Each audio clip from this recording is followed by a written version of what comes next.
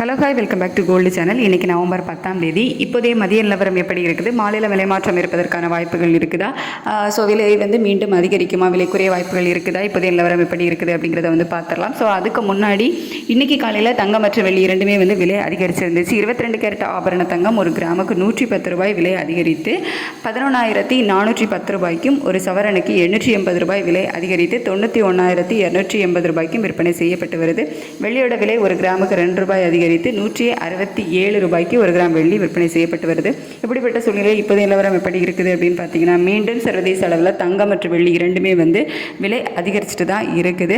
அது மட்டும் இல்லாமல் US டாலருக்கு நிகரான இந்திய ரூபாயோட மதிப்பு நமக்கு வீக்காக இருக்குது. காலையில் நம்ம சொல்லியிருந்தோம் 88.64 பைசா அந்த ரேஞ்சில் இருக்குது அப்படின்னு சொல்லிட்டு, இப்போ 88.69 பைசா, கிட்டத்தட்ட நமக்கு 5 பைசா வீக் தான் ஆகிருக்குது. ஸோ சர்வதேச அளவிலையும் தங்கம் விலை அதிகரிச்சிருக்குது. அப்படிங்கிறதுனால மீண்டும் தங்கம் விலை அதிகரிப்பதற்கான வாய்ப்புகள் தான் இருக்குது. எவ்வளோ வரைக்கும் அதிகரிக்கலாம் அப்படின்னா, ஒரு கிராமுக்கு 60 ரூபாயிலிருந்து 100 ரூபாய் வரைக்குமே அதிகரிப்பதற்கான வாய்ப்புகள் தான் இருக்குது. வெள்ளியோட விலையுமே அதே மாதிரி தான். சர்வதேச அளவில் வெள்ளியோட விலையும் அதிகரித்து தான் காணப்படுது. இந்திய ரூபாயினோட சப்போர்ட்டு நமக்கு இல்லை. அப்படிங்கிறதுனால வெள்ளியோட விலை ஒரு கிராமுக்கு 1 ரூபாயிலிருந்து ஒரு 3 ரூபாய் 4 ரூபாய் வரைக்குமே விலை அதிகரிப்பதற்கான வாய்ப்புகள் தான் இருக்குது. ஸோ இன்னும் ரேட்டு இன்னும் ஃபிக்ஸ் பண்ணலை. ஸோ ஃபிக்ஸ் பண்ணுறதுக்கு முன்னாடி இன்னுமே அதிகரிச்சுது அப்படின்னா இன்னும் கொஞ்சம் சேர்த்து விலை அதிகரிப்பதற்கான வாய்ப்புகள் தான் இருக்குது. ஸோ சர்வதேச அளவில் மீண்டும் தங்கம் மற்றும் வெள்ளி இரண்டுமே கணிசமான விலை ஏற்றத்தை நோக்கி தான் போயிட்டு இருக்குது.